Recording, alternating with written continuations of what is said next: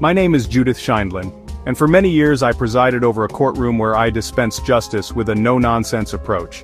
But you probably know me as Judge Judy, a name that became synonymous with straightforward, common-sense solutions to everyday problems. For over 2 decades my courtroom was where common sense ruled, a place where legal jargon took a back seat to practical solutions. It was a place where people could find resolution, even if it wasn't always what they expected. People brought me their disputes. Broken contracts, the kind that leave businesses and individuals feeling betrayed and financially vulnerable. Neighbor feuds, often escalating over trivial matters like property lines or noise complaints, turning communities into battlegrounds. Family drama, the kind that can tear loved ones apart and leave lasting scars. And I cut through the nonsense to deliver swift, fair decisions, offering clarity and closure to those caught in the legal crossfire. Millions tuned in, week after week, not just for the drama but for the clarity, the feeling that justice, however imperfect, was being served. Back in the mid-90s when television was a very different landscape, putting a real family court judge on TV was a gamble, a concept that raised eyebrows and sparked debate. Would people watch? Would they be interested in the mundane realities of small claims court? They did, because they wanted problems solved quickly and decisively, without the endless delays and complexities of the traditional legal system. My black robe and lace collar became symbols of no-nonsense justice, a visual representation of authority and fairness. I spoke plainly, using language everyone could understand, called out lies, refusing to tolerate dishonesty or deception in my courtroom, and didn't sugarcoat the truth, even when it was uncomfortable or unpopular. My catchphrases, like "beauty fades, dumb is forever," were more than quips. They were reminders of personal responsibility, urging people to think before they act and to take ownership of their choices. Viewers saw their own frustrations with a slow, confusing system, a system that often seemed more interested in process than in justice. Reflected in my courtroom where cases moved quickly and decisions were made without delay. It was fast, direct, and to the point, and the verdict was final, offering a sense of closure that many found appealing. This is the story of how a New York family court judge, with years of experience in the trenches of the legal system, became a global TV icon, a household name recognized around the world. We'll revisit memorable moments, the cases that sparked debate, the rulings that made headlines, and explore why this simple format for justice captured imaginations for so long, leaving an indelible mark on the television landscape. So sit down, be quiet, and pay attention, because in my courtroom, respect is paramount. Court is now in session. Before the bright lights of television, before the fame and recognition, I was a prosecutor, diligently working in the trenches of New York's family court system. It was a demanding job, but one that I found incredibly rewarding. Every single day, I was dealing with chaos and profound heartbreak. These were real families, facing real problems, and often at their lowest points. It was in that environment that I learned to be decisive, to make tough calls under pressure. More importantly, I honed my instincts and learned to spot a lie from a mile away. You had to get to the truth. My reputation for being tough, no nonsense, and direct grew steadily. I simply didn't tolerate nonsense from anyone, regardless of their background or sob story. The truth was the only thing that mattered. Then, things started to shift. A Los Angeles Times profile shined a light on my approach, and a 60-minute segment delved even deeper into my courtroom style. These media appearances brought my unique style and perspective to national attention, sparking a conversation. Suddenly, TV producers saw potential, recognizing the public's appetite for something different. They envisioned a new kind of court show, one that featured a real judge with a real personality tackling real cases. At first I hesitated. It was a big decision, a major life change to consider. I had a fulfilling career that I genuinely loved, and I was good at it. But the idea of reaching a wider audience was intriguing, to resolve disputes with common sense and straightforward honesty, just like I always had. And so, in 1996, Judge Judy premiered, launching a new chapter in my life. The transition from the courtroom to the television studio was surprisingly seamless, because I didn't change a thing about who I was or how I operated. The cases were real, the people were real with all their flaws and complexities, and the only real difference was the presence of the cameras, capturing it all for the world to see. Viewers were immediately captivated by the fast pace of the show, and perhaps even more so, by my unfiltered and often brutally honest commentary. They'd simply never seen a judge on television be so direct, so unapologetically honest. My career took a completely unexpected turn, leading me down a path I never could have imagined, but my core mission, my fundamental purpose, stayed the same: to find the truth, to seek justice, and to make a fair ruling, regardless of who was watching. And against all odds, Judge Judy became an instant and enduring success. The rest, as they say, is television history, a testament to the power of authenticity and common sense. My TV courtroom mirrored my real one. I was in charge, and respect was non-negotiable. Litigants had to be prepared, truthful, and direct. No rambling, no theatrics. I cut to the heart of the matter with pointed questions and didn't let stories go unchallenged. If someone claimed they loaned $5,000 in cash with no receipt, I'd ask, "Where did you get $5,000 in cash?" My scrutiny often caught people off guard. Personal responsibility was a constant theme. Make a bad choice, live with the consequences. My tough love approach resonated in a world full of excuses. When I made a decision, it was final. No appeals, no ambiguity. I explained my rulings in plain English, using visuals when needed.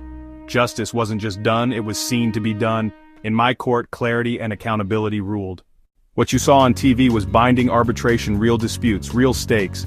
Litigants agreed to let me decide their case, and my judgment was final. The production company paid the award, so winners got their money, and losers didn't pay out of pocket. Producers scoured small claims filings for compelling cases, then offered both sides a trip to LA and an appearance fee. In court, my rules applied. Bailiff Byrd kept order and handled evidence. Litigants had to bring proof receipts, contracts, photos, texts. I want proof, not promises. Vague claims didn't get far. The plaintiff had the burden of proof and had to come prepared. Proceedings were swift. I listened, asked questions, and didn't allow interruptions. My goal was fairness and common sense, not legal technicalities. After hearing both sides, I rendered judgment, case closed. Byrd escorted the litigants out, and that was that. Efficient, final, and clear. Thousands of cases came through my courtroom during my time on the bench. Each one presented its own unique set of challenges and circumstances. But some were unforgettable, etched into my memory not just for their legal complexities, but for the human stories they revealed. Like the stolen purse case, a seemingly simple matter of petty theft. I remember the defendant's smirk, a cocky arrogance that vanished as the truth began to unravel. It was a detail about a fast food gift card, an overlooked piece of evidence, that ultimately exposed his lie and revealed his guilt.